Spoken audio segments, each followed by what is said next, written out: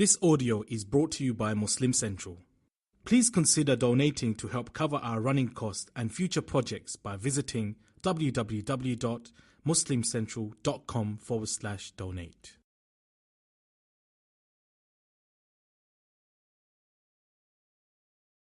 السلام عليكم. أعوذ بالله من الشيطان الرجيم. بسم الله الرحمن الرحيم. والصلاة والسلام على رسول الله وعلى آله وصحبه أجمعين. رب اشرح لي صدري ويسر لي أمري واحلل عقدة من لساني يفقهوا قولي. I want to begin by, alhamdulillah, I have a little more of my voice right now than I did earlier today. So alhamdulillah, that's all praises due to God for that, because this morning at the airport, I was like trying to order coffee, and the dude was like, "What?" So, anyways, alhamdulillah, it's a little bit better now. Hopefully, you can hear me. I begin my talks, the dua that I began with. First of all, we begin, and we should begin everything in the name of God. And so, when I say Bismillah, I'm talking about. It's actually a whole way in which we live our lives, in fact, and that is in the name of God, because we've all been put on this earth, right? We're all here together, but there is actually a purpose why we were put on this earth, and a lot of people go through their whole lives and they don't know what that purpose is, but God has told us in His final revelation, which is the Quran, and on the through the teachings of the Prophet Muhammad, peace be upon him, what that purpose is. There's a very important ayah in the Quran in which Allah subhanahu wa ta'ala says, وَمَا خَلَقْتُ الْجِنَّ وَالْإِنسِ إِلَّا لِيَعْبُدُونَ. And what this verse means is that we have not created jinn and human beings except to fulfill ubudiyyah, except to worship us, to know us. So Allah, here God is talking about Himself. And so we learn from this verse the answer to a question that a lot of people have, which is like, what am I doing here, right? Kind of like, what am I doing here on a lesser scale? Like, what am I doing here in college, for example? What am I doing here? Some people aren't sure what they're majoring in. And then there's a bigger question of, what am I doing here on this earth, right? Why was I put here? And this is a very clear answer of what am I doing here? And the answer is that we were put into existence, in fact, in order to know and love and worship God. This creates a whole different way in which we live our lives. And so what it does is it gives meaning to everything that we do. And it's important, too, to understand what worship means. Because I think that for a lot of people, and maybe in a lot of different faiths, different religions, different ways of worshiping God, worship has been reduced to just prayer. Worship has been reduced to just going to a service once a week. And that's what is considered worship, right? Something that's ritualistic. But the concept of the ubudiyyah in Islam, the concept of worship in Islam is very, very much more inclusive than just that, and it's deeper than just the external rituals. It is true that the external rituals are part of worship. Of course, the prayer is part of our worship, and the rituals are part of our worship, and going to these services, praying Jum'ah, and listening to the khutbah, and this is part of our worship. However, worship is more encompassing than just that. And therefore, it is actually possible to turn your studies into an act of worship. It's actually possible to turn marriage into an act of worship. And to turn, being kind to one another, helping the environment, picking up something harmful from the road, smiling at someone, being kind, being giving, being generous, working to stop oppression. All of these are acts of worship if they're done in the right way and with the right intention. And this actually transforms our entire life, because then what happens is a person has meaning to what they're doing. And if it is done for the sake of God, then it can be considered part of your worship. And if it is, of course, done based on the example that we were given, which is the Prophet ﷺ.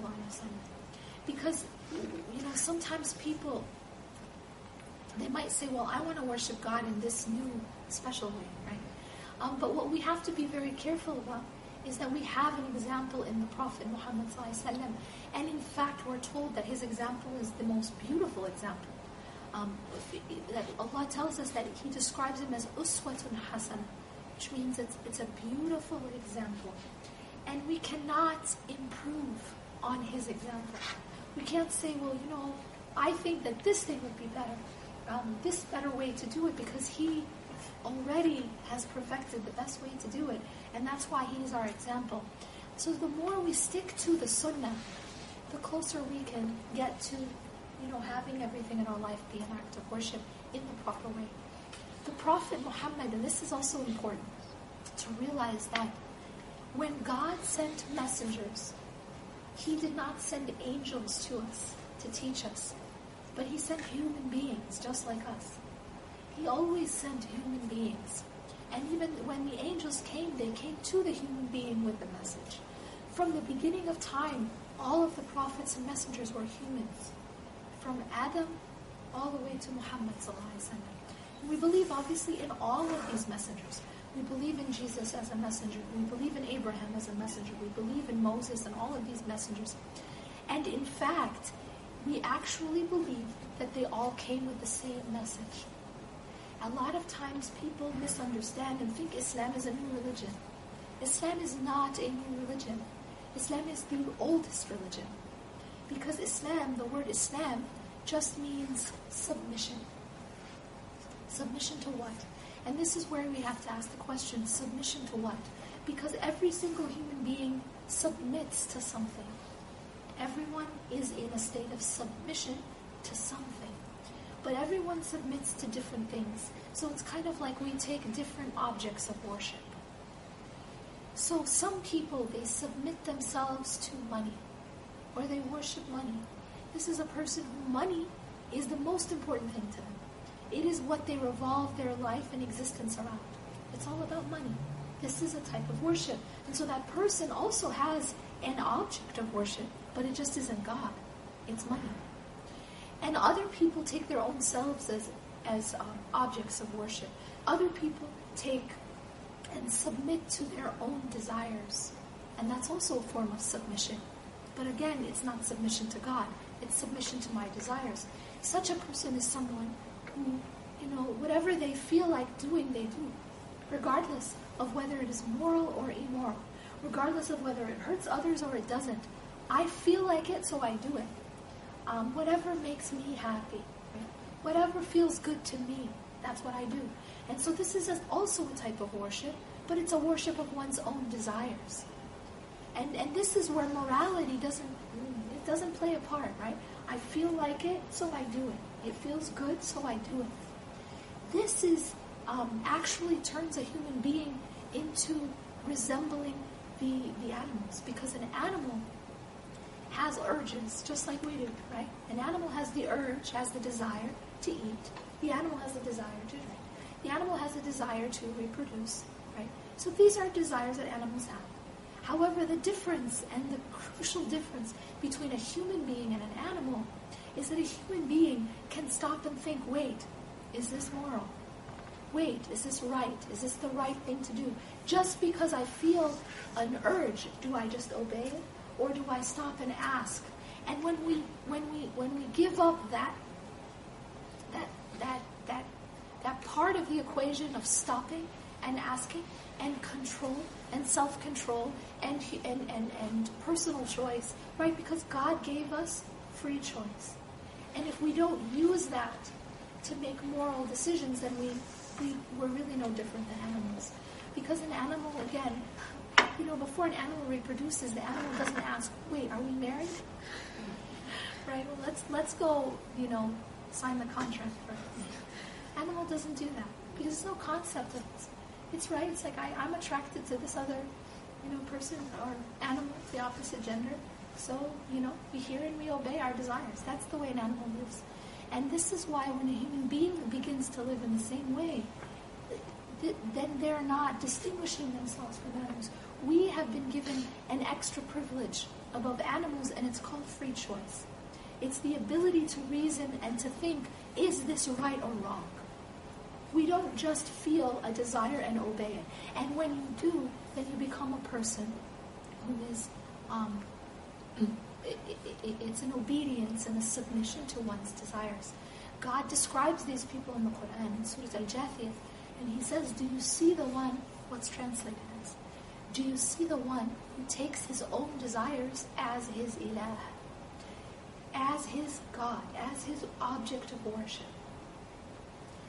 How do you worship your own desires? Is that you obey your desires no matter what. And so Islam, again, what is Islam? Islam is to submit, but not to any of these other things. It's not to submit to money. It's not to submit to society's standards of right and wrong, which change every day. It's not to submit to what's in fashion. It's not to submit to my own desires, but it's to submit to God and God alone. That's what Islam means. And that's why Prophet Adam was a Muslim. And Prophet Jesus was a Muslim. And Prophet Abraham was a Muslim. Because a Muslim means one who submits themselves to God and God alone. And that's why you see that the message given to all prophets was the same message. And that is the message of Tawheed. The message of pure monotheism. Monotheism, now, again, monotheism is a term that we often don't understand. Because sometimes we limit monotheism to mean, we believe in one creator, which is part of monotheism. But some people believe in one creator. In fact, the people of Quraysh at the time of the Prophet ﷺ believed in a creator. They believed in Allah. But they used to say that we are worshipping our idols, our stone idols, to bring us closer to Him. So it's not that they didn't believe in a God. They believed in a God. But the concept of Tawheed, the concept of monotheism, is not only about believing that there is a God who created the universe and then He has nothing to do with my life. Okay, that's not full and pure monotheism. Monotheism is, yes, to believe that there is one creator and that there is one sustainer of the universe, but it is also to believe and to practice that He is the only one who is deserving of my full obedience, my full worship, my ultimate love, my ultimate fear, and my ultimate hope, and my ultimate dependency. All of that is Tawheed. That's all part of Tawheed. And so every prophet came with this message, Ya qawmi abudullaha ma lakum min ilahin ghayr. O my people, worship God. You have no other ilah but Him. The question now is, what does ilah mean? You know, when you become a Muslim, you say one statement and you become a Muslim. As a Muslim, we say this statement many times a day. And it is what? أشهد أن لا إله إلا الله وأشهد أن محمد رسول الله. This statement alone will make a person go from being a disbeliever to being a believer, to being a Muslim. So this is a really important statement. The question is, what does it mean? We'll translate it. And when I say this isn't like, a lot of times we think, we already know what that means, right? I can translate it. It means there's no God but Allah. First of all, it's not a good translation. Second of all, we don't really know what it means. La ilaha illallah means that there is no ilah. Now we're back to that word. There is no ilah except for God. Alright, I guess I can understand that. But what is an ilah? What is an ilah? This is really the central question that we have to ask in our lives. What is an ilah? Now, ilah, the word ilah, when you look at the root of this word, it has many meanings, but ultimately it means the thing that you adore and worship and obey. In other words, it is that thing that you put at the center of your existence. at the center of your life. And Ilah is the first thing that comes to your mind when you wake up in the morning. And Ilah is the last thing on your mind before you sleep. And Ilah is that in your life which has so much power over you that you would do anything for it. And Ilah is the thing that occupies your mind and heart most. And Ilah is what you obey above all other things. So in Ilah, again, now we have to bring it back to understanding it is not just what you pray to. That's why I argue to you that every person has an Ilah. Everybody does. Everyone has something that's most important to them, right? Yes or no? Whether or not you believe in God, you have something that's most important to you. You have something that you live your life for.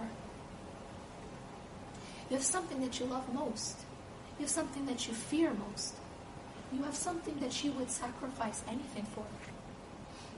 You have something. And like I said, for some people that is their own selves, their own ego, their own desires. For some people it is money. They are a slave to the dollar.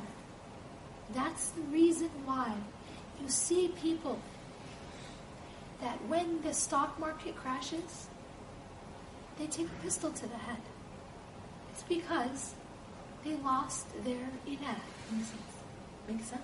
There's no more reason to live because I lost all my money.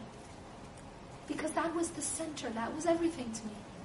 But because they took something other than God and put it in a place that only God should be, so when it's gone, they break.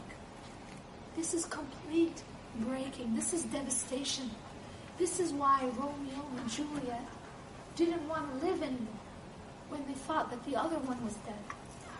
Because their center, you know what I mean? Their reason for existence, their purpose was this other person. And when this other person was no longer in the picture, you no longer have a reason to exist. And therefore, they committed suicide. So, I mean, suicide is an extreme example, of course. You know, when someone commits suicide because they lost a lot of money, or they commit suicide because somebody broke up with them, that these are extreme examples of what I'm talking about. Because what happened here, there's actually one example I read about that happened in India, and I guess this seems to happen, sometimes. There was a woman, and she was unable to have a child. Unable to have a child first. I think she tried so long, maybe like 19 years or something. And she was unable to have a child, and finally she burned herself alive. And the reason that they said the reason that she burned herself alive is because she could not have a child. I want to reflect on that for a moment. Because not being able to have a child is a very sad situation. It is a very hard test. But if a person believes that there is no reason for them to exist outside of being able to have a child, then there's a problem. And that is because the person's, their reason, their center was being a mother. And that should never be our reason of existence. Although motherhood itself, motherhood is a very noble role. But when you make motherhood your reason for existence, then what happens when you lose your child? Or what happens if you can't have a child? Or what happens when your child grows up and gets married? This is the whole not able to let go, right, that we have. Why do we have a problem sometimes with the mother-in-law syndrome? Or whatever you want to call it, phenomenon. The mother-in-law phenomenon is a woman who gave her whole life in some way, or sacrificed her whole life for her child, right? And in a sense, lived for that child her whole life, right? In a sense, the child was at the center. Her child was at the center. Her role as a mother was her most important role. So when the child grows up and gets married, she's not about to let go of her center, so she just can't let go. This is what a false attachment is. Because there, and of course, let's clarify here. All mothers love their children. But I'm not talking about love. I'm talking about a sense of almost worship. I'm talking about taking something other than God and putting it in the place where only God should be, at the center, at the reason of my existence. Right? If I live only to be a mother, then I've lost the balance. If I live only to be a wife, or I live only to be a doctor, or I live only to be a millionaire, then I've lost balance. The proper balance is this, that our center is God, and that is why every prophet came to teach this to their people. This simple message. يَا قَوْمِ اعْبُدُوا اللَّهَ مَا لَكُمْ مِنْ إِلَهٍ غَيْرُهُ. Oh my people, worship God. You have no other ilah but Him. Same message. Even though the books, different books and different times, same message, which is that God is the only thing worthy of being that central in your existence. Okay? That you define your purpose by Him and not by anything else. Not by the way you look, not by how much money you have, not by your career, not by your family, not by your ethnicity, not by anything else. But those are all things which are come and go. Those are all things that come and go. Because we know that everything in life is passing away. And this is a reality that even an atheist cannot deny. Right?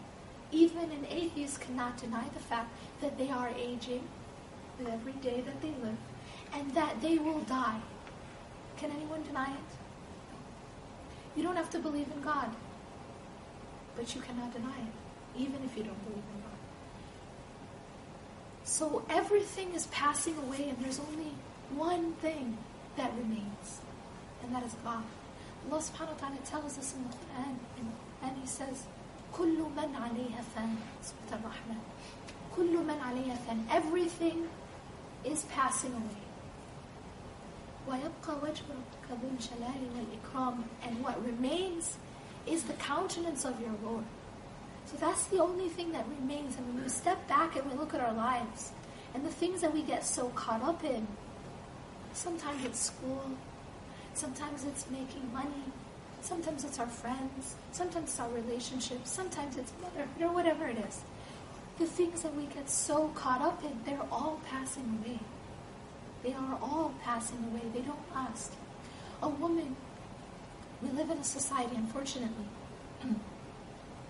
that teaches women that their value is based on how they look. This is the simple message. Their value is based on how thin they are, how attractive they can be to men. And if you're beautiful outside, then you're considered successful. That's success. And no matter how successful you are in any other field, it will be your looks that are highlighted. And this is actually, you just study the media and you find this. When you look at, for example, I did a study, thank you, I was looking at the portrayal of women in sports, female athletes. And what I found was, when male athletes are depicted, it's all about how they achieved and how they play their sport, right? It's about their achievements. But when female athletes were depicted, it was all about how hot they were. It was all about how hot they were. And if you did a search, like just a simple Google search of female athletes, whole first page basically was rating the hottest female athlete. That's a woman's value. It's how hot she is. And men, if you look at male athletes, it's all about, which one scores the most, right? Which one achieves the most. That's nothing to do with looks. I mean, we talk about Kobe, you're not talking about the way he looks. Right? You're talking about how many points how many rebounds, right? But with women, that's not the way that women are judged in our society. Women are judged based on how they look. And that's why actually at the time when I was doing the research, Anna Kournikova, all of us have probably heard of her, tennis player, was the most highly endorsed female athlete. And yet she couldn't really play tennis. She wasn't very good at tennis, but she was still the most highly endorsed female athlete. And the question is why? And it was just because of the way she looks. So that's how women are judged. This is, and unfortunately what happens is we as women, we get caught up in it, right? We get caught up in it. But all of these things, so a woman, suppose she achieves, she's a model, she's a supermodel. Okay, she got that achievement. What is she going to look like 20 years from now? What is she going to look like 30 years from now? Does it last? Is that going to last? All the plastic surgery in the world, can it make it last forever? No. So these things that we hold on to, we define ourselves by, they don't last. So what is lasting? And that's what we have to, at some point in our life, we have to sit and ask ourselves that question. What does matter? And what is lasting? Right now, when you're in school, you're caught up in your grades and you're caught up in school. Yeah, right? And it's kind of like the end of the world because you got a bad grade. And I remember that when I was in school. And now when I look back, it doesn't matter. Even though I'm not it's not like the hereafter and I'm looking back. It's just a few years later. And it just doesn't matter. But at that time, when I got back that organic chem, the first, oh my God. I was also kind of pre-med myself. And then I changed my field. But I finished all my pre-med requirements. All of them. The only thing I had left was a 2-credit organic lab. I hated lab. So I was like, unless I'm really sure I'm going to go to med school, I'm going to take that lab. But I took all the rest of their requirements. And it was the first time I got that organic test back, and it was the first time I really bombed an exam. I was like, whoa. It was just, it felt like the end of the world, right? And you know what? It's not. It's just, when you later on you look back and it's it doesn't have any bearing in my life whatsoever. And I'm not telling you to bomb your tests, but I'm just talking about perspective. I'm just talking about perspective. So the idea is that we really have to take time to step away and put things into perspective. What really matters? What am I really doing here? What am I really doing here?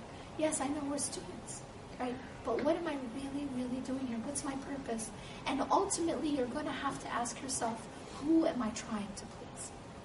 You're going to have to ask that question. Because there's so many different people that you're going to run into. So many different things that you're going to try to get approval. You're going to try to please. But ultimately, you really have to make a choice of who is it that you really are trying to please. And all these people that you try to please in the meantime, again, it's all passing away, right? They're not always going to be there. And their approval is ultimately when you're playing Monopoly. How many people have played Monopoly before? Okay, most of you at some point in your life have played Monopoly. Monopoly has, right, the point of it is to own as many things as you can, right, and then to make as much money, right? And the winner is the one who has the most Monopoly money. So while you're playing Monopoly, and suppose you're you're winning, and you have the most money. It feels good, right, for a second, right? But let me ask you this. What can you buy with Monopoly money? Can you take your Monopoly money and go buy a house? Can you take your Monopoly money and go buy a car? No. Wouldn't that be funny? Someone should try that. Go to the store and pay with Monopoly money. That'd be a good exercise. The point is that the approval of people is just like Monopoly money. It's it kind of makes you feel good for a second, right? Because it's an ego thing. But ultimately it's worthless. Worthless in the sense of ultimately you can't buy anything with it. You can't buy anything with human praise. You can't. You can't buy anything with it in the real world. And the only approval that really matters is the approval of God. And that's the only currency that has any actual value. But we have so many illusions around us. It's just like playing Monopoly game. Life's like a big Monopoly game. Really. So we run after these things, right? But they can't buy us anything. So perspective is extremely important. Now, does this mean that we leave our lives? That we don't go to school, and we don't get married, and we don't, our neighbors and friends and, colleagues and stuff? And the answer is no. That the Prophet Muhammad ﷺ, peace be upon him, taught us the proper balance. That the proper balance to have in life is that we are involved in dunya. We can't avoid that. Like, it is not the sunnah, it is not the example of the Prophet, peace be upon him, to pull away completely, not get married, not have a job, but just be in the masjid all day. That is not the sunnah of the Prophet, peace be upon him. And in fact, one time he heard about, or there were 3 people who came to him, 2 or 3, and they said to him, one of them said to him, they asked about his worship, okay? And then one of them decided, I'm going to pray all night. And not sit and pray all night. Another one said, I'm going to not get married at all. It was just as a way of being closer to God. His choice, he's like, I'm going to not get married at all. Another one said, I'll fast all the time and not break my fast. So what they're trying to do is they're trying to get closer to God in this way. But the Prophet, peace be upon him, responded to them and said that I have the most God consciousness, the most fear of God. I'm the closest to God, and I get married to women, and I sleep some and I pray some, and I fast some and I break my fast. So what he's teaching them is that true nearness to God is not that you're not involved in dunya. But here's the key, and it's very, very difficult. But it's like there's a saying of Ali radiallahu anhu, in which he says that detachment from dunya or zuhud is not that you do not own anything, but that nothing owns you. So not that you do not own anything, that nothing owns you. You might have money, but do you own the money or does the money own you? Make sense? So again, it has to do with being involved in these things, but these things are not your center. That your center is always God. And so it's kind of like while you're involved, while you're, you get married and you go to school and you get involved in, activities and here and there, you have friends and you have a life in dunya. But the heart is with God. And that's the balance that we have to find. And is often very difficult. The reason it's difficult is because we get distracted. And what happens is, if you think about it in this way, if you kind of bring this visual to mind, that the heart ultimately should be focused on God. So even while, with my body, with my limbs, I'm doing other things, right? I might be studying, or I might be, getting married, or I'm cooking, or whatever it is I'm doing. But the heart is facing God. That's how the prophets, peace be upon them, lived. They lived in this life, but their heart was with God. Now the problem is, and the reason this is so difficult, is because what happens is, as soon as we get involved in another activity, our heart shifts and focuses on that. Do you guys understand what I mean? The heart shifts and now is facing whatever it is that they're doing in dunya, instead of still being with God. So what happens is we allow all these things to absorb into our hearts until we actually become heedless of God. We become our prayer just becomes actions, just movements. But our heart is with the exam I'm studying for, the person I want to marry, what this person did to me, what this person posted about me, right? All of these kinds of things occupy us because the heart begins to absorb these activities instead of letting it just stay outside the heart. The heart, see, one beautiful example, it's a metaphor that was used by one of the scholars. I think it's a really great example of what this concept is. That he explained that this whole life, dunya is this world, right, is like an ocean. And that the hearts are like boats on the ocean. Now when you think about a boat on the ocean, well, yes, it has to be there and it has to cross the ocean to get to its destination, right? But what happens if the boat allows the ocean to enter? What happens if there's a hole in the boat and the ocean enters into the boat? Well, let's think about the Titanic. Titanic was like massive, right? The unsinkable ship. There's like, this is the unsinkable ship. What happened? What happened is, the theory is that it just got a few holes in it. It hit a glacier and got a few holes in it. And because of those holes, the water entered. The ocean entered the boat. And as a result, this massive ship, massive, split in half and destroyed and sunk. And that's what happens to the heart. That the heart in this life, the moment it allows dunya to enter, again, it's in dunya. We're not talking about leaving dunya. We're not talking about you're not allowed to have money, you're not allowed to, you get married. No, you have those things, but you don't let those things enter the ship, right? You don't let those things absorb into the heart where you love and are attached to those things. Because when you do that, it becomes like that boat that allowed water into it. And when the heart allows dunya to enter, that's when the heart breaks. And that's when the heart becomes owned by dunya. You know, the boat is in charge, right? The boat, it can steer itself so long as it does not allow the ocean to enter. But when a boat allows the ocean to enter, now who's in charge? The ocean, right? The boat doesn't have control anymore. The ocean has control.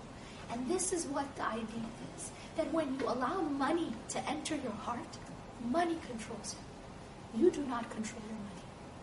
When you allow status to enter your heart, then status controls you. You do not control it.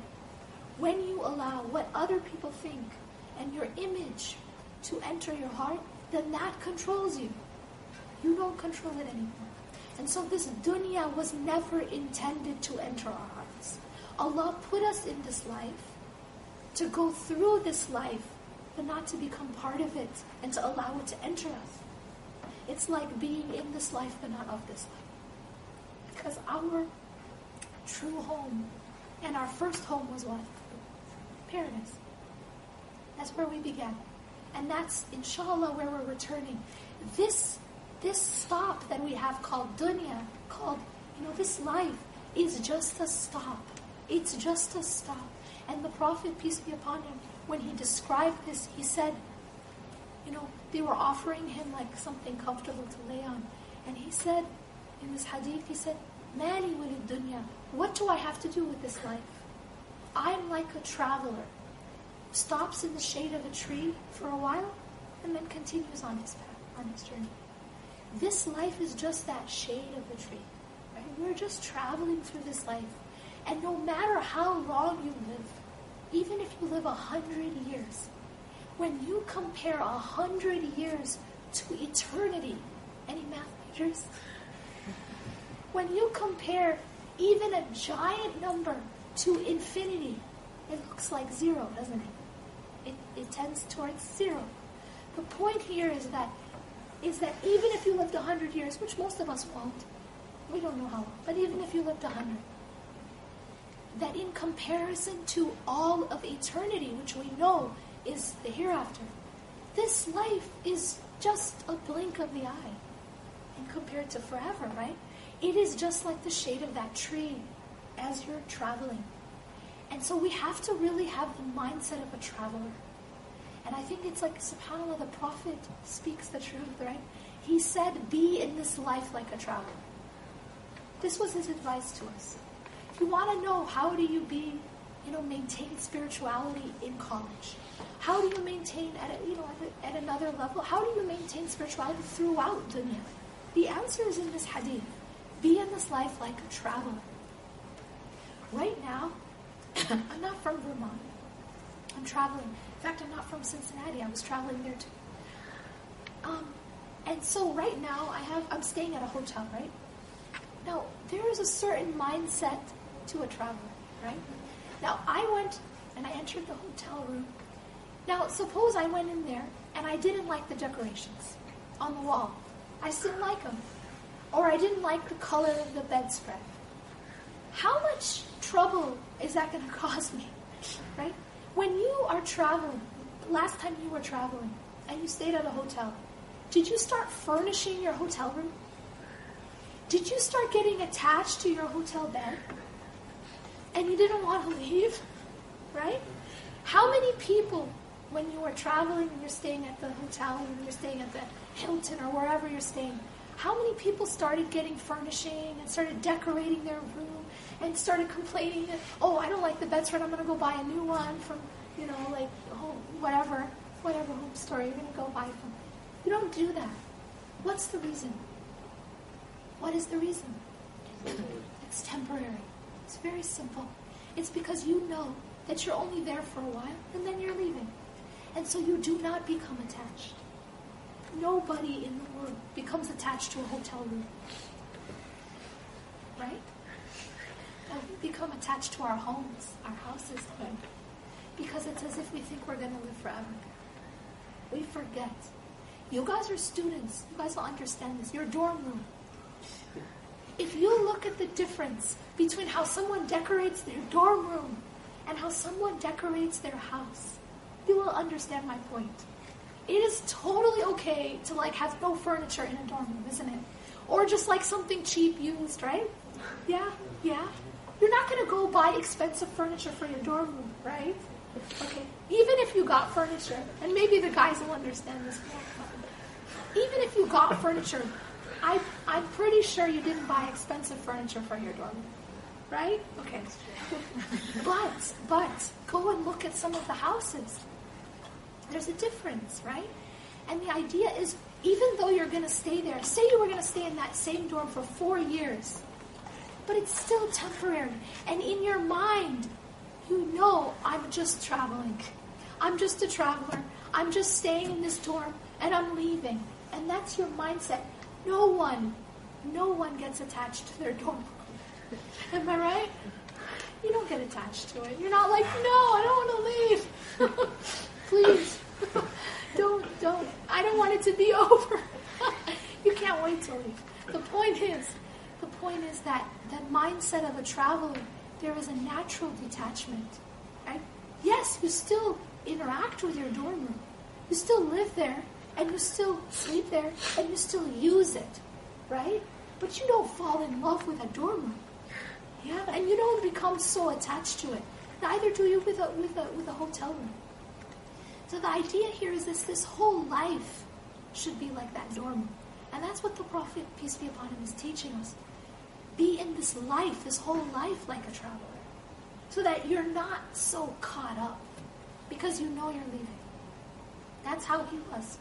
Even though he did get married, and he was a father, and he was a leader, and he was all of these things, and a friend, right, and a neighbor, and he played all these roles.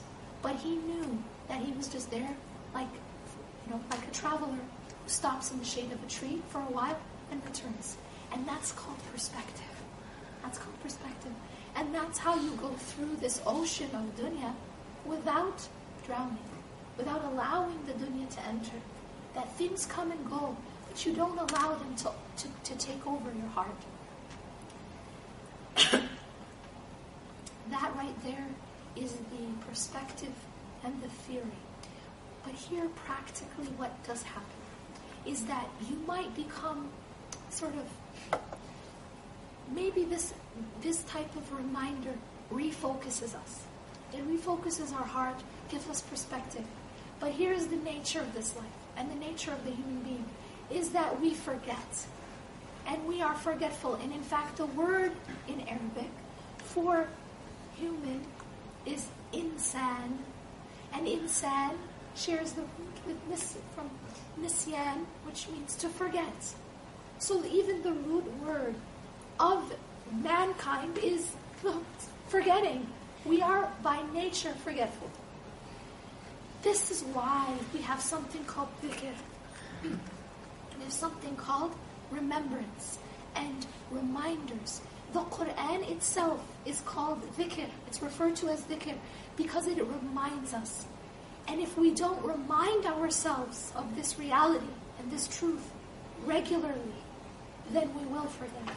And we will get caught up in school and in money and in status and in people.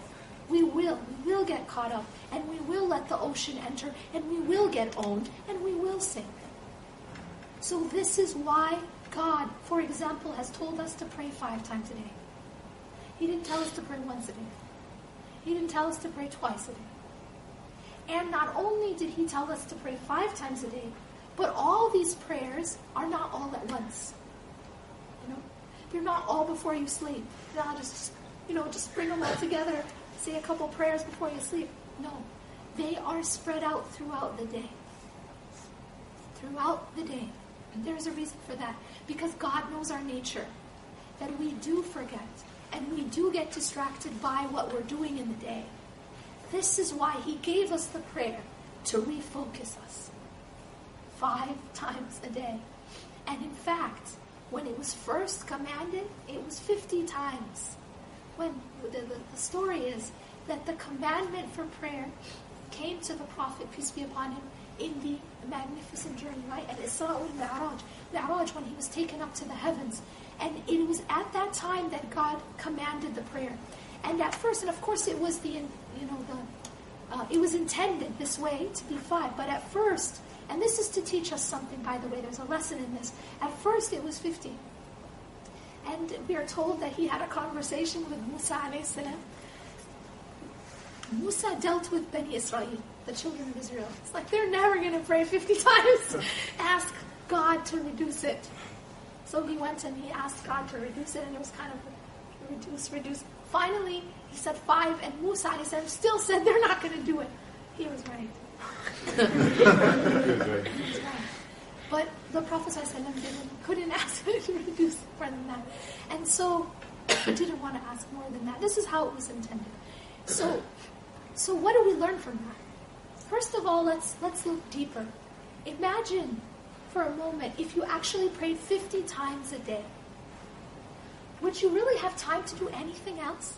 It's kind of like that would be all you do. And I think that there's a very deep lesson in that, to show us that that's actually why we were created. Is worship. That's ultimately our purpose.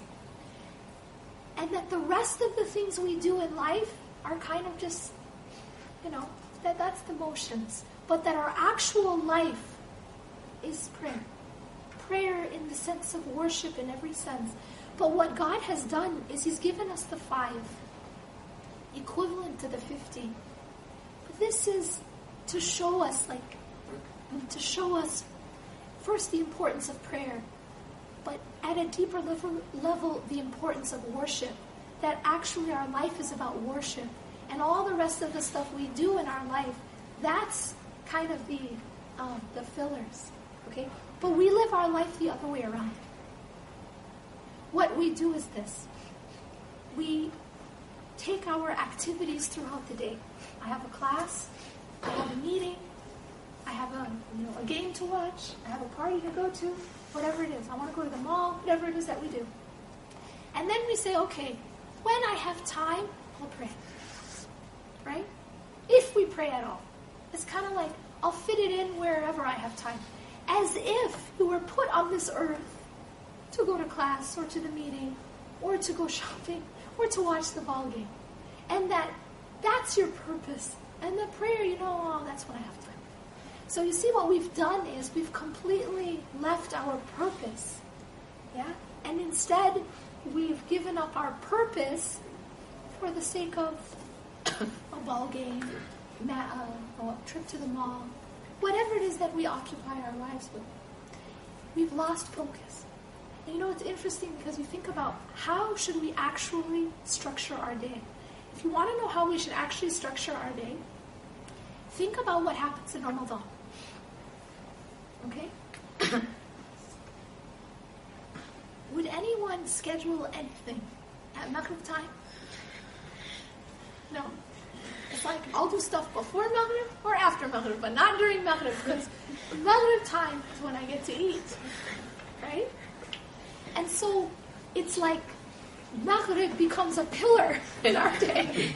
Right? Right? But that's just because we're going to eat. Fajr becomes another pillar, because that's when I have to stop eating. Right? But the rest of the year, we don't even know when Maghrib is. You notice that the only time this is the only time we know Maghrib to the minute, right? It's like there's 30 days. There's 30 days when it's like there are 30 days when you could ask anyone in the world who's Muslim, when's Maghrib? And they'll tell you to the minute. No, it's not 8:30, it's 8:31. Or I'm sorry, it's not 8:33, it's 8:32, right? But then the rest of the months of the year, you ask them when's Maghrib, I think it's somewhere around 8 or 9 or 7, right? What's the point? Like, what's our issue? Our issue is that Maghrib, that prayer becomes a foundation when it has to do with food, right? Missing Fajr prayer. Let's look at that. Missing Fajr is like, for some people, it's just normal. And it's no big deal. But if you miss Fajr in Ramadan, what does that mean? It means you miss Sahur. And is that a big deal? Yeah. You guys understand my point? So we were really upset about missing Fajr. Really. It's like, oh my God, I missed Fajr. No, it's really, oh my God, I missed Sahur, right? So missing Fajr is no big deal 11 months out of the year. But it's the end of the world. I mean, really, people get really upset. If it happens for 1 month, it's a big deal. The point I'm trying to make here is that we have our priorities completely upside down. That our day is supposed to be structured around the prayer, and then we fit in the rest of our lives in between. That prayer is the pillars, and then everything else fits in between the pillars. And subhanAllah, have any of you guys visited Mecca? Anyone gone for Umrah? A few people. You know how when you're there, and you're discussing, say you're going to meet up with your group, or with your family, you're going to eat, or you're going to meet. How do you talk about when you're going to meet? After the prayer, right? Before Maghrib, after Maghrib, before Asr. You notice that when you're there, because you have the proper focus, the day is designed around the prayer. You don't talk about time. Talk about Dhuhr. I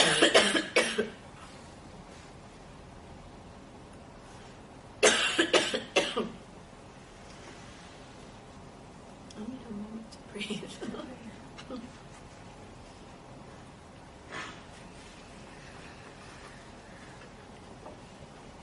The same thing happened yesterday, subhanAllah. But yeah. So your day is scheduled that way. But that's the proper way to schedule our day. So we have to really come back to the prescription that was given to us by God.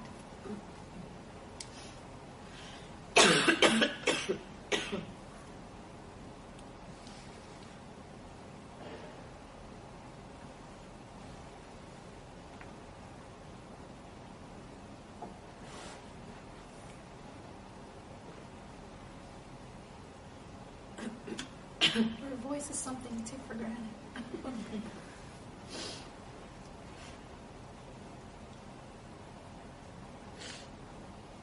You know when you go to the doctor, and the doctor gives you a prescription, and the prescription says that you're supposed to take the medicine 3 times a day, at specific times. And you go home, and you take that medicine. Do you say, well, you know what, I'm going to take it whenever I feel like it? Or I'm just going to take all 3 doses right before I sleep because, you know what, I don't have time. I got class, right? Or I got to sleep. True. The answer is no. You don't do that. Because you know that you need to follow the doctor's orders in order to take care of your body, in order to cure yourself. See, God has also given us a prescription. First and foremost is the prayer. God has given us a prescription that 5 times a day we're supposed to take that medicine. And if if you don't do it right, meaning that you mess with the timing, or you don't take as many as you're supposed to, it's just like that prescription that you're not taking properly. It doesn't work. We have to know that. See, why do we listen to the prescription of a doctor? What's the reason? Well, because we know the doctor knows best, right? The doctor knows best of how to take care of us. So we trust the doctor. We trust his knowledge. He knows what he's talking about. Isn't it funny that we trust the human doctor, but we don't trust the Creator? I mean, do you think that the Creator told you to pray 5 times a day and he doesn't know what he's talking about? Do you think that he made you and doesn't know how to take care of you? You get it? We trust human beings. If we have a Toyota, we trust the Toyota manual tells us how to take care of the Toyota. We're not going to go see a Nissan manual. Because you know the one who made the car knows how to take care of the car. But yet we don't seem to think that the one who made us knows how to take care of us. And we don't follow the rules, do we? But when you don't follow the manual, who do you hurt? When the doctor tells you, don't drink poison, it's not good for you. It's not going to be a good idea. Don't drink poison. It's going to kill you. And you decide that you're a big rebel. Okay? So you're going to go home and you're going to say, I'll show that doctor. I'm going to show him. And I'm going to drink this whole bottle of poison. In fact, I'm going to drink 2 bottles of poison just to show the doctor what a rebel I am. Because I'm hard, right? Who are you hurting? Who are you hurting? Hurting yourself. You're only hurting yourself. And when God tells us that there are certain things we're supposed to do, and certain things we are not supposed to do, and we decide to go against those prescriptions, we are the ones drinking poison. We don't hurt God. We don't hurt the doctor. We are hurting only ourselves. So we have to break out of this idea that Islam, that our religion is just, a bunch of rules, right? And that I just want to rebel. Because it's not a bunch of rules for the sake of rules. It is for our own good. It's a manual of how to take care of ourselves, how to take care of our hearts, how to take care of our souls, and how to take care of our bodies. And it's just it's just ironic because we will listen to a doctor, everything he tells us, to the letter. We will take the medicine on time. We won't skip a dose. We won't take all the doses all at once because we want to take care of ourselves and we know he knows. We have a blender, for God's sakes. We read the manual of how to take care of the blender. We don't just make it up ourselves. We ask the manufacturer how to take care of a blender, but we don't ask the manufacturer how to take care of this. Something so much more valuable than a Toyota or a blender or a Mercedes. Okay? Even more valuable than the body that we have right here is the heart and the soul inside. We take care of our bodies. Some of us take care of our bodies really well. We feed our bodies. We're careful to breathe, right? We exercise. We do all these things, right? We take care of our bodies. We work out, we want to, be, in shape and everything, which is great, right? This is part of our amana. But it's interesting that we take care of our bodies, but we neglect our hearts. We neglect our souls. And it is the soul inside of the body that actually remains. Because what happens to the body? What happens to the body 100 years from now? Everyone knows the answer. It becomes dirt. It becomes dirt. This body that we're so worried about, right? We're worried about how many times we feed it, how many times we work out, we take care of it, we keep it warm. We're so careful about our body, aren't we? That body is going to become dirt. But you're so careful to take care of it. The soul underneath it the heart underneath it doesn't become dirt. The soul underneath it continues. You know that? And so what we have done is actually extremely tragic, because we take care of our body, which is becoming dirt, but we neglect our soul, which lives forever. Right? Our soul, lives forever in the hereafter. It lives forever. That's the one we're neglecting. But we're very careful about our temporary body, which is becoming dirt. We will eat every day, won't we? We will feed our body. Nobody says, I don't need to eat today because I ate last week. I'm good. Right? But we don't feed our hearts. We don't feed our souls. You know what the food of the heart is? The food of the soul? It's the remembrance of God. It is the prayer. But we don't care about that. We can starve the heart, that's okay. We can starve the soul, that's okay. But just don't starve my body. We can miss Fajr, but just don't make me miss Suhoor. Right? We're worried about the food of the body, but we are not worried about the food of the soul. This is the reality, isn't it? Another thing we do is we clean the body. Right? No one says, I don't need to take a shower, because I took a shower, back in September. Right? That would be, you wouldn't want to be in the same room with that person, right? How come?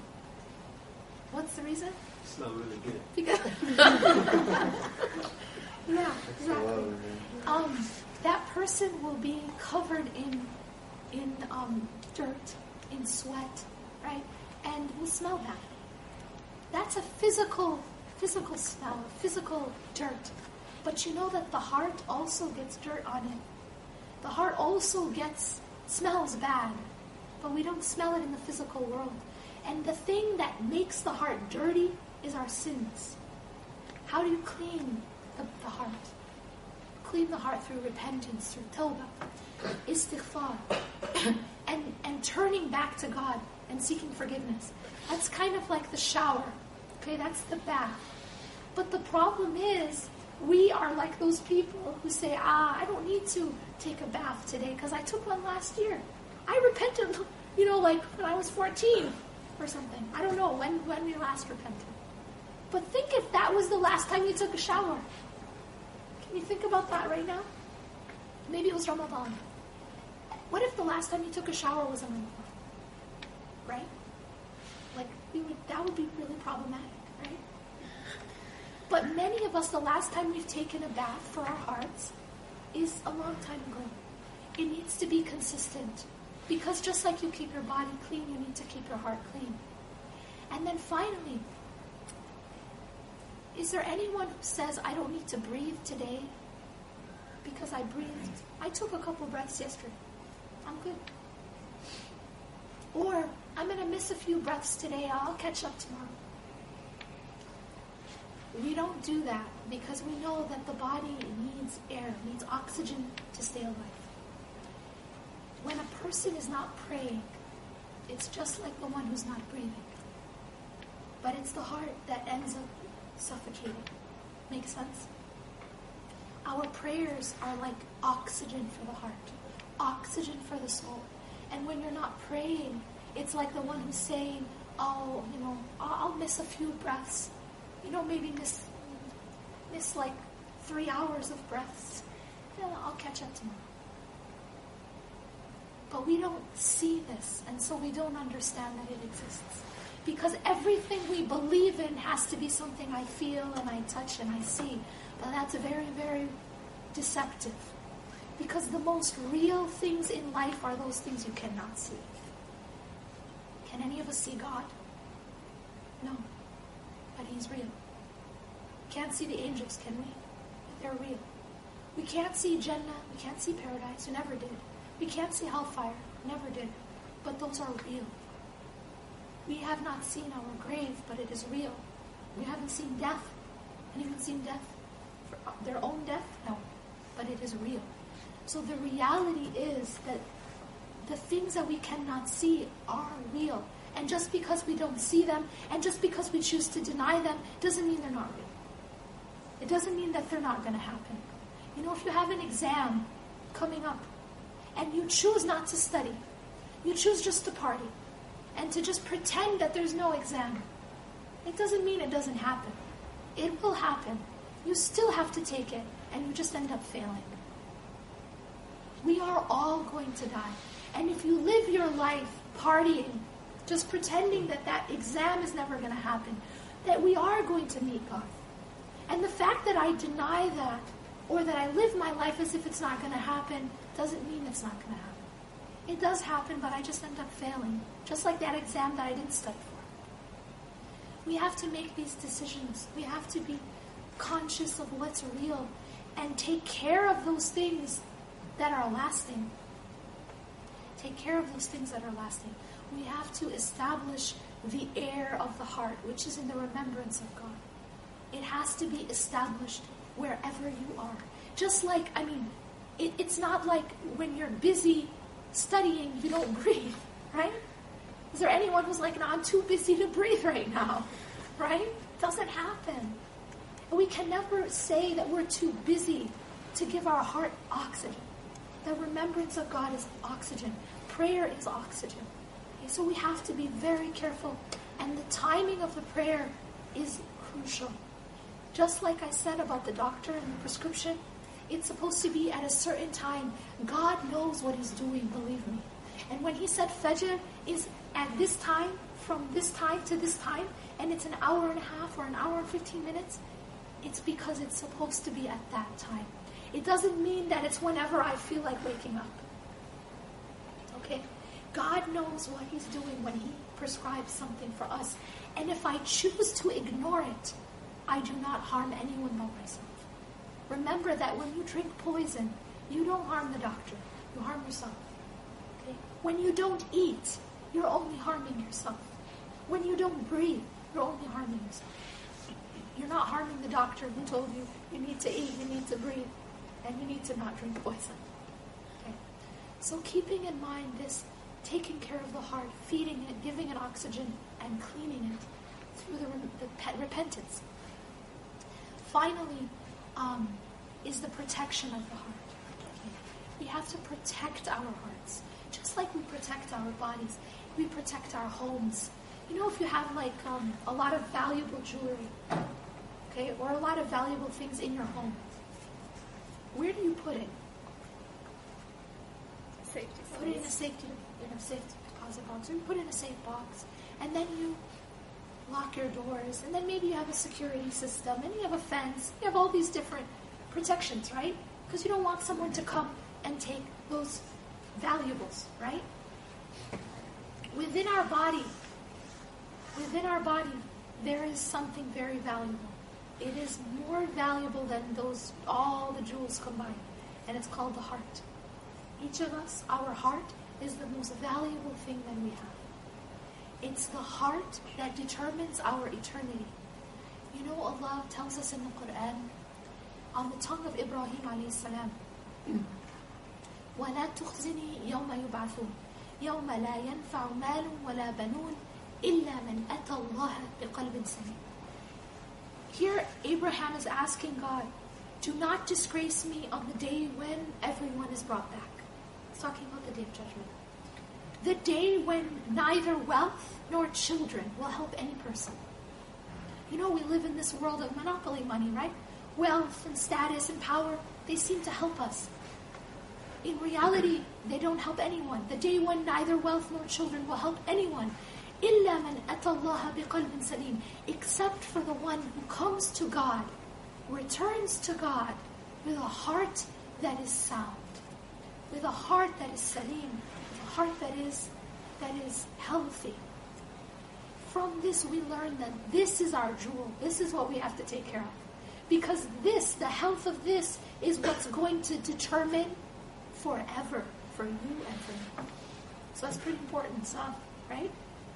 Well, I said about that exam, right? You know, a year later, it doesn't matter. It didn't matter. I'll tell you what doesn't matter. This matters. The heart matters. Because now we're not talking about a year or a day, but we're talking about forever. Forever is determined by this state of your heart, by the health of your heart when you leave this life. In what state was your heart? How was your heart when you return back to God? Is it a healthy heart? Or is it a sick heart? Or is it a dead heart? There are a lot of people walking around. Their bodies are alive, but the heart is dead. Because they don't feed the heart. They don't give oxygen to the heart. And they don't clean the heart. And they don't protect the heart. So of course it's dead. And they look like they're alive. But it's only the body. Makes sense? It's just an illusion of life. But it's actually death. The Prophet ﷺ said, the difference between the one who remembers God and the one who does not is like the difference between the living and the dead. That's true death. It isn't the death of the body. Because the body is not, that's not the death. The true death is the death of the heart, the death of the soul. By not remembering God, by not knowing God, by not being close and worshiping and remembering Him. So what I wanted to remind you and myself is that while we go through our life, just like you continue to breathe while you're a student and while you're getting married and while you're doing all these things in life and getting a job, building a career, going to med school, whatever, you're still continuing to breathe because you have to stay alive. And in the same way you continue to eat, and the same way you continue to bathe your body, that you have to do the same for the heart. You have to continue to give the heart air through the remembrance of God and the 5 prayers. And remember that they were commanded at a certain time for a reason. Don't break the prescription and think it's going to work. You have to follow the prescription. And have your priorities straight. You know, sometimes we miss prayer for the most ridiculous reasons. You know,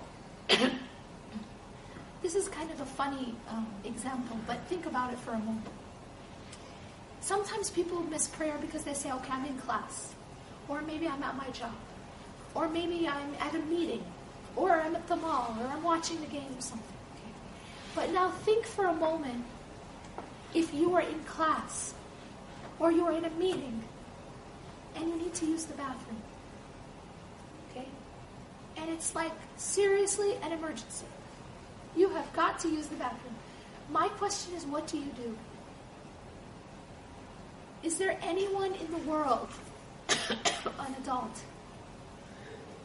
who would say, anyone in the world who's an adult who would say, actually, this meeting is too important. I think I'm just going to take care of my business right here. I'm not going to use the bathroom. I'm not going to go to the bathroom to use the bathroom. No one does that, right?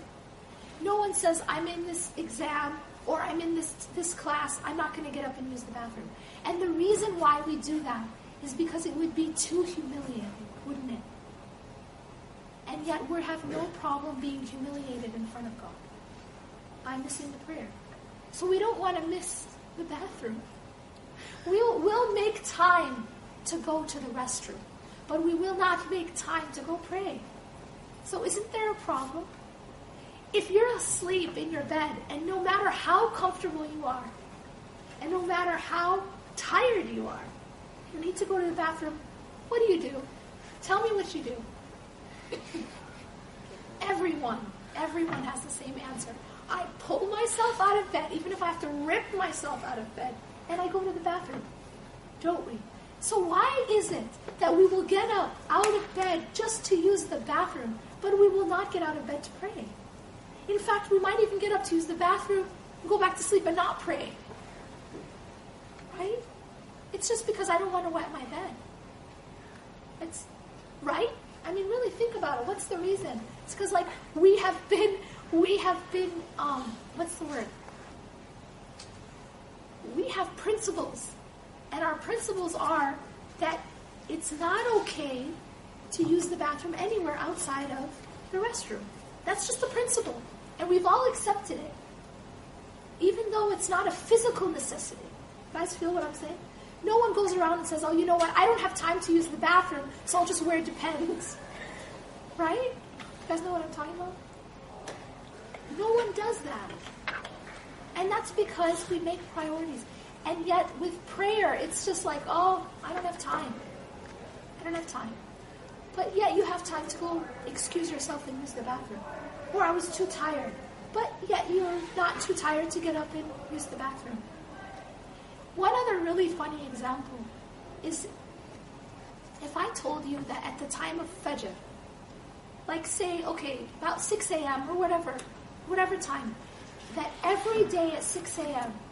there would be a bag full of cash right outside your doorstep. I'm talking like not just a couple dollars, but like $1,000. Say $1,000 full of cash at 6 a.m., but that it will be taken away at 7. Okay, my question is, anyone in this room going to be like, I'd rather sleep? Raise your hand if you'd rather sleep. Raise your hand, honestly, and I know you won't be telling the truth. Nobody would do that, right? Because what's the big deal? Wouldn't you set your alarm? You'd set like 50 alarms. Yeah? You'd be like, call your neighbor, call your friend, please. You can't let me oversleep, right? You can't let me oversleep. It's only going to be out there for an hour. If I oversleep, it's a disaster, right? It's the end of the world. And then how would you feel if you overslept? Right? You'd be kind of upset, right? Kind of really upset. Now imagine it was $1 million. Now being upset is going to be like, right? So at this point, you have everyone on your block calling you to wake you up, right? And you have like every alarm in the house. And we do that for money. We do that. We do that for something finite. But you know what? To wake up and pray Fajr is worth infinitely more than that, any amount of finite money. We don't see the true value of things. Because waking up and praying to God, now we're dealing with God. And it's not a finite. God is not finite. And God's reward is not finite. You know, Jannah is not finite, right? Jannah is not just $1 million. Jannah is like infinity. So what's happened is we just aren't using our brains. That's really what's happened. We're not actually making the right decisions because we don't see things properly. But if you saw it in that way, even if it was $1 million, you would never miss that opportunity. Right? I'm going to tell you something funny. Inshallah, we'll end with that. That's $1 million. We do that, and we do more than that for like $50. And I'm going to prove it to you. Black Friday. Right? No, come on, right? I mean, seriously, how much do you save? Right? These deals that people camp literally outside for. How much do you save? Forget $1,000. You're not saving $1,000. You save like $50 and people stand outside in the cold, in the freezing cold, at tahajjud time. That's their tahajjud. So don't you think that's interesting? So it's not theoretical. This is actually happening. People will lose sleep. People will stand outside at the crack of dawn, and sometimes they will stand outside, literally camp outside, stand in line in the freezing cold just to save a few dollars. But we won't get up and pray. Right? So this is the reality. This is the state of humanity. We don't see things properly. أقول قولي هذا واستغفر الله لي ولكم إنه غفور رحيم. سبحانك اللهم وبحمدك نشهد أن لا إله إلا أنت نستغفرك ونتوب إليك. So I don't know if we have a few minutes for questions. Yeah. Anybody have any questions? Any brave soul want to start us off? Yes. I have a question. When it comes to sometimes you have to make a decision that sometimes it's very hard. How what would you suggest to think about? What would you suggest to focus in when you do make a decision that's it's just a lot of butterflies in there, Mm-hmm. So what would you suggest to? So, do you is the decision something where you don't know which way to go, or is it a decision where you want something but you have to sacrifice it, something you want? I guess it would go in people's perception, kind of, because, like, there's, like, I feel like that you should, like, when doing something, you would go, like, step by step. But there's some times where it's, like, that critical step, You can do, like, in the intermediary steps, but there's always that critical step that, like, that you really need that, that, just that gut to just do it, like, because how would you, like, for example, speaking in public? Some people find that, Okay, so I guess there's different ways to look at the question. The question is about making decisions, and when you have to make difficult decisions, and it sounds like when you have to make very important decisions, right? So I think those are two different issues. One is when you have to make a decision and you don't know which way to go. Okay, that's one aspect. Another aspect is when you have to make a decision and you know what you need to do, but it's difficult to do it. Okay, so I think that there's both of those options. And to the answer to both, for when you're making a decision and you don't know which way to go, Allah has given us this amazing tool called istikhara. Istikhara is a prayer that we're taught by the Prophet, peace be upon him. And the prayer itself is, it's simple. You pray 2 rak'ahs with the intention of istikhara, so 2 units of prayer. And then you read this dua, this supplication. Now the supplication itself, it's not too long. You read it in Arabic and read the translation if you want. But basically the meaning of the dua of istikhara is that you begin by acknowledging that God knows and we don't know. That God is able and we're not able. And then we are asking God to do what is best. So we begin by saying, if this thing is good for me, then make it happen, put blessing in it, make it easy. And if this thing is not good for me, then take it away from me and take me away from it, and then bring me what is good for me and make me pleased with it. This is very all-encompassing dua. Now, people can make istikhara about anything. It's something that people do, with marriage, with job, with, making a decision about a school to go to. But istikhara is really the attitude that we should have about everything in life, which is always asking God to do what is best. And being willing to accept that sometimes we want things which are not best for us. Okay? When we ask God to take those things away from us, but to replace them with things that are good for us and to make us pleased. So it's very perfect, Also, in terms of decisions that you're not sure. Decisions where kind of steps you have to take, where it's something you have to do, you know you have to do it, but it's difficult to do. In that case, again, you seek the help of God. One thing that we have to keep in mind is that we can't do anything on our own. And that's one of the problems, I think one of the big deceptions of the world that we live in, is this illusion of self-reliance. Illusion of self-reliance. Thinking that humans are self-reliant, that we got this, we're in control. And that's a complete illusion, and it's a complete lie. We are not in control of anything. We are not able, in and of ourselves, without the help of God, to do anything. So always asking God for help is crucial. If you try to rely on yourself, you won't be able to do it. If you try to just do it on your own, you won't be able to do it. When we pray, and we say at least 17 times a day, إِيَّاكَ نَعْبُدُ وَإِيَّاكَ نَسْتَعِينُ. And the meaning of this is, you alone do we worship, and you alone do we seek help. So we need the help of God in everything that we do, even in our worship. So in our worship, we need the help of God. We cannot be good Muslims unless Allah helps us to be good Muslims. We can't be successful in anything unless God helps us. So what I would say is seeking the help of God and not trying to rely on yourself. Thank you.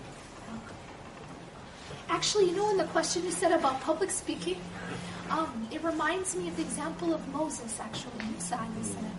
Because Musa alayhi salam, Moses had to do the scariest public speaking ever, which is to face Pharaoh. And that was his mission. So we just talk to like regular people, nice people, like people who actually are friendly and want to listen to you. That's our public speaking. But his public speaking was to talk to like the greatest tyrant to walk the earth. The man who was killing babies as a policy. That was what he was. And that's who he had to approach.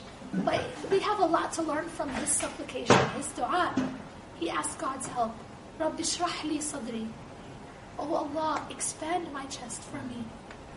Rabbi shrah li sadri wa yassir li amri, and make my matters easy for me. He was a prophet, but he's asking God for help.